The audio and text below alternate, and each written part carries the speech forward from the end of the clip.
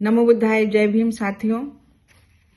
मेरा नाम संघमित्रा गौतम है और मैं लखनऊ से हूँ, भारतीय समन्वय संगठन लक्ष्य की लक्ष्य कमांडर। साथियों, अभी हमने आपको पिछले वीडियो में बताया जब बाबा साहब 7 दिसंबर 1956 को महाभूतों में विलीन हो गए, नानक चंद रत्तू जी की जुबानी उनकी लिखी हुई किताब डॉक्टर अम्बेडकर के अंतिम कुछ वर्ष, उस किताब के पेज मैं आपको क्रमशः पढ़ करके सुना रही हूँ। बाबा साहब के प्रति देश के गणमान्य व्यक्तियों ने, मंत्रियों ने, बुद्धिजीवियों ने और बाबा साहब के चाहने वाले, उनके अनुयायी, उनके दीवानों ने किस किस प्रकार से अपनी भावनाओं को प्रदर्शित किया, उनके सम्मान में क्या क्या वो बोले, इस पर आज हम बात करेंगे। डॉक्टर अंबेडकर के अंतिम कुछ वर्ष के अध्याय 20 में लिखा है भावभीने सम्मान और श्रद्धार्पण। तो हम उसे पढ़ने जा रहे हैं साथियों, आप लोग सभी लोग सुने।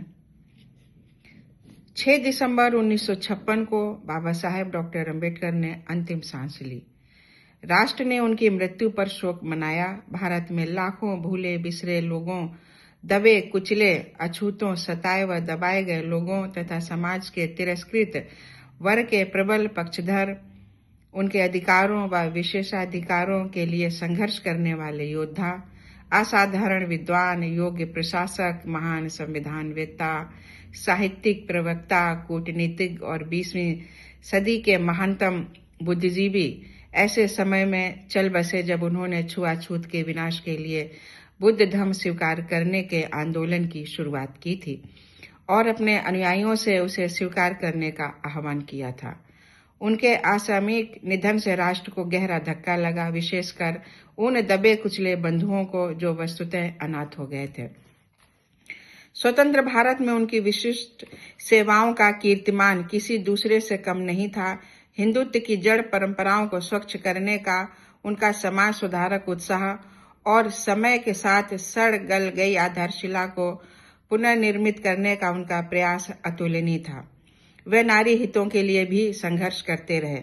डॉक्टर अंबेडकर ने समस्त पीड़ित मानवता के लिए अनवरत कार्य किया, चाहे वे हिंदू, मुस्लिम, ईसाई, बौद्ध, जैन या सिख कोई भी रहे हों। उन्होंने कठोर परिश्रम किया और उनकी आवाज गूंगे, बहरों, भूखे, नंगों और अपंगों की आवाज थी। उन्होंने अपने जीवन की महत्वाकांक्षाओं और उद्देश्यों को प्राप्त करने के लिए बाधाओं के बावजूद निरंतर संघर्ष किया। अपने राजनीतिक जीवन में उन्होंने कभी भी अपने विरोधियों के विरुद्ध बदले की राजनीति नहीं की, उन लोगों के विरुद्ध भी नहीं जिन्होंने समय समय पर उन पर अत्याचार किए थे। उनके दिमाग में एक ही और वही एक विचार सदा ही कौंधता था कि किस प्रकार उनके दबे कुचले भाइयों, जिनके मध्य वो स्वयं जन्मे थे, की अच्छी सेवा की जाए और इस तरीके से पूरे देश की सेवा करने के लिए क्या किया जाए। अंतिम सांस तक यही विचार उनके मन मस्तिष्क में बना रहा। शहरों, कस्बों और गांवों में हजारों की संख्या में लोगों ने शोक सभाएं आयोजित की, देश व विशेषकर दलितों के लिए की गई उनकी सेवाओं को याद किया और उनके श्रेष्ठ मिशन को पूरा करने का संकल्प लिया, जिसके लिए वे आजीवन कठोर संघर्ष करते रहे थे। लोकसभा व राज्यसभा के सदस्यों ने, जिनमें हर वर्ग व संस्थाओं के प्रतिनिधि थे, उन्हें भावभीनी श्रद्धांजलि अर्पित कर अतिशय सम्मान व्यक्त किया। माननीय राष्ट्रपति महोदय, भारतीय गणतंत्र के प्रधानमंत्री, राज्यपालों, मुख्यमंत्रियों, मंत्रियों, उच्चतम न्यायालय, उच्च न्यायालयों ने डॉक्टर अंबेडकर की याद में भावभीनी श्रद्धांजलि अर्पित की। काफी संख्या में देश और विदेश के शोध छात्रों व लेखकों ने उन्हें श्रद्धांजलि अर्पित कर स्वयं को गौरवान्वित अनुभव किया। भारत के अंतिम governor general Lord Mountbatten, Commonwealth के secretary general United Kingdom, Burma व सीलोन के प्रधानमंत्रियों, यूनाइटेड किंगडम में भारतीय उच्चायुक्त, विदेशों में काफी संख्या में सुप्रतिष्ठित और विशिष्ट लोगों तथा समाचार जगत ने श्रद्धांजलियों की बौछार सी लगा दी। संसद ने श्रद्धांजलि अर्पित की। संसद के सदनों लोकसभा व राज्यसभा ने डॉक्टर अंबेडकर के सम्मान में 6 दिसंबर 1956 बृहस्पतिवार को सारे कार्य स्थगित रखे और कोई भी विधायी कार्य नहीं किया।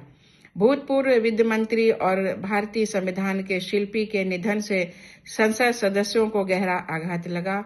उन्होंने 4 दिसंबर को राज्यसभा की कार्रवाई में भाग लिया था, जहां वह सामान्य मना स्थिति में लोगों से बात कर रहे थे और मित्रों के साथ हंसी मजाक भी कर रहे थे।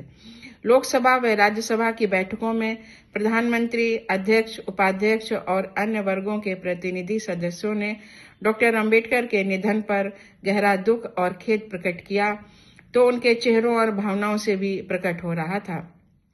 उन्होंने भारत के महानतम, अछूत व उच्च सम्मान और भावभीनी श्रद्धांजलि अर्पित की। लोकसभा। प्रधानमंत्री पंडित जवाहरलाल नेहरू। प्रश्नकाल के तुरंत बाद प्रधानमंत्री ने खड़े होकर सदन को डॉक्टर अंबेडकर के निधन का दुखद समाचार दिया। उन्होंने डॉक्टर अंबेडकर की प्रशंसा करते हुए लोकसभा में कहा, वह भारत के सताए गए दबे कुचलों के प्रमुख पक्षधर थे। मुख्यतः हिंदू समाज में पद दलित कहलाने वाले दुर्गुणों के खिलाफ विद्रोह के प्रतीक के रूप में याद किए जाएंगे। केवल 2 दिन पूर्व डॉक्टर अंबेडकर राज्यसभा में, जिसके कि वे सदस्य थे, उपस्थित थे। उनके निधन के समाचार से हम सभी हतप्रत रह गए हैं, क्योंकि हमें एहसास भी नहीं था कि ऐसी कोई घटना इतनी जल्दी घट जाएगी। मिस्टर नेहरू ने याद किया, डॉक्टर अंबेडकर पूर्व में इस सदन के सदस्य थे।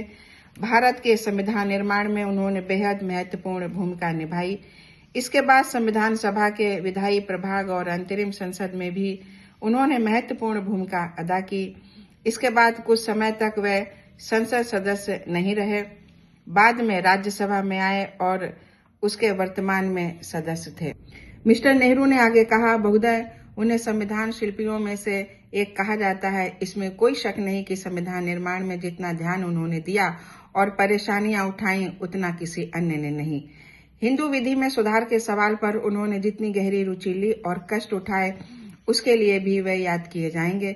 मुझे खुशी है कि संशोधन का काफी भाग लागू किया जा चुका है। जिस वृहद स्वरूप में उन्होंने स्वयं इसे तैयार किया था, उस रूप में तो नहीं, पर अलग अलग टुकड़ों में इसे लागू किया गया है। सबसे अधिक तो उन्हें हिंदू समाज में दमनकारी रीति रिवाजों के विद्रोह के प्रतीक के रूप में याद किया जाएगा। डॉक्टर अंबेडकर कभी कभी कठोर वचन बोल दिया करते थे, जिससे लोगों की भावनाएं आहत हो जाती थीं, पर इसे भुला दिया जाना चाहिए। मुख्य बात तो यह है कि उन्होंने हर उस चीज से विद्रोह किया जिससे हम सबको विद्रोह करना चाहिए, और दरअसल हम विभिन्न सीमाओं तक ऐसा कर भी चुके हैं। जब भी मैं डॉक्टर अंबेडकर के बारे में सोचता हूँ तो बहुत सी बातें मेरे दिमाग में आती हैं, क्योंकि वे बहुत विवादास्पद व्यक्ति रहे। वह मधुरवाड़ी के व्यक्ति नहीं थे, पर इसके प्रति, उन सब चीजों के प्रति जो हमारे समाज को अरसे से कुचल रही थी, के विरुद्ध तीव्र प्रतिक्रिया व विद्रोहात्मक गतिविधियां जारी रखे हुए थे। सौभाग्य से इस विद्रोही को भारी समर्थन भी प्राप्त था, हालांकि उतना नहीं जितना कि वे चाहते थे। इस विद्रोह की तय में जो सैद्धांतिक आधार था, उसे संसद का समर्थन प्राप्त था, और मुझे विश्वास है कि संसद में हर वर्ग व दल का प्रतिनिधित्व है। अपनी सामाजिक व संसदीय गतिविधियों में हमने हिंदू समाज में व्याप्त कुरीतियों को हटाने की पूरी कोशिश की।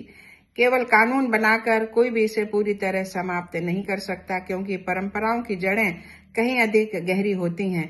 मुझे खेद है कि ये कुरीतियां देश के तमाम हिस्सों में भी चल रही हैं, हालांकि कानूनी तौर पर वे अवैध हैं। उन्हें कोई संदेह नहीं था कि हिंदू समाज को कुचल कर रखने वाला दुर्गुण शीघ्र ही समाप्त हो जाएगा। वह कुरीतियां अपनी अंतिम स्थिति में थीं और पूरी तरह खत्म हो जाने में थोड़ा और समय ले सकती हैं। जब कानून व सामाजिक राय दोनों अधिकाधिक इस तरह की हरकतों को समाप्त करने के लिए कटिबद्ध हों, तो वह बहुत दिनों तक नहीं चल सकती। पर जैसा कि मैंने कहा कि डॉक्टर अंबेडकर अपनी तरह से उभर कर सामने आए और उस विद्रोह के सशक्त प्रतीक बने। बहुत से विषयों में हम उनसे सहमत हों या ना हों, पर इसमें कोई संदेह नहीं कि उनका अध्यवसाय, उनकी दृढ़ता और यदि मैं कहूं तो कड़वाहट जो इन मुद्दों पर थी उन लोगों के मस्तिष्क को जागृत रखा और उन्हें संतुष्ट होकर बैठने नहीं दिया। उन मुद्दों को भूलना भी नहीं चाहिए था। उनके कारण ही अपने देश में ऐसा वर्ग खड़ा करने में मदद मिली जो अतीत में काफी कष्ट भोग चुका था। इसलिए ये बहुत दुखद है कि भारत के दबे कुचलों का प्रमुख नायक और हमारी गतिविधियों में महत्वपूर्ण भागीदार अब नहीं रहा। कुछ वर्षों पूर्व जब उन्होंने मंत्रिमंडल में शामिल होने के लिए आमंत्रित किया गया तो कुछ लोगों को आश्चर्य हुआ, क्योंकि उनकी सामान्य गतिविधियों से ऐसा प्रकट होता था जैसे वो विपक्ष की तरह हो, न कि सरकार की तरह। इस पर भी मैं मानता हूं कि उस समय डॉक्टर अंबेडकर ने संविधान निर्माण में महत्वपूर्ण और बेहद सकारात्मक भूमिका अदा की और वे सरकारी गतिविधियों में सकारात्मक भूमिका अदा करते रह सकते थे। ऐसा उन्होंने किया भी। इधर उधर कुछ छोटे मोटे मतभेदों के बावजूद, जो किसी सैद्धांतिक मुद्दे पर नहीं होते थे बल्कि प्रयुक्त की गई भाषा का कारण उठ खड़े होते थे, हमने कई वर्षों तक आपसी हित के लिए सरकार के साथ सहयोग किया। मैं सोचता हूं कि जो कुछ भी हो, एक अत्यधिक अग्रणी और प्रमुख व्यक्तित्व जिसने सामाजिक कार्यों व भारतीय परिदृश्य पर एक अमिट छाप छोड़ी, एक व्यक्तित्व जो यहाँ उपस्थित हम सबसे भली भांति परिचित था, अब नहीं रहा। मैं पूरे मनोयोग से महसूस करता हूँ कि हम सब बहुत दुख महसूस कर रहे होंगे। हम उन्हें अच्छी तरह जानते थे। वे लंबे अरसे से बीमार चल रहे थे, तथापि किसी का निधन होना बड़ा ही कष्टकारी होता है। मिस्टर नेहरू ने कहा कि ऐसे मसलों में संसदीय नियमानुसार कुछ देर का ही शोकावसान होता है, पर डॉक्टर अंबेडकर अति विशिष्ट व्यक्तित्व की श्रेणी में आते हैं और ये स्पीकर से निवेदन करेंगे कि पूरे दिन के लिए सदन स्थगित कर दें और डॉक्टर अंबेडकर के परिवार को सदन की शोक सभा के बारे में सूचित कर दें। इसके आगे मैं आपको अगले वीडियो में बताऊंगी। आप इंतजार करें। जय भीम, नमो बुद्धाय।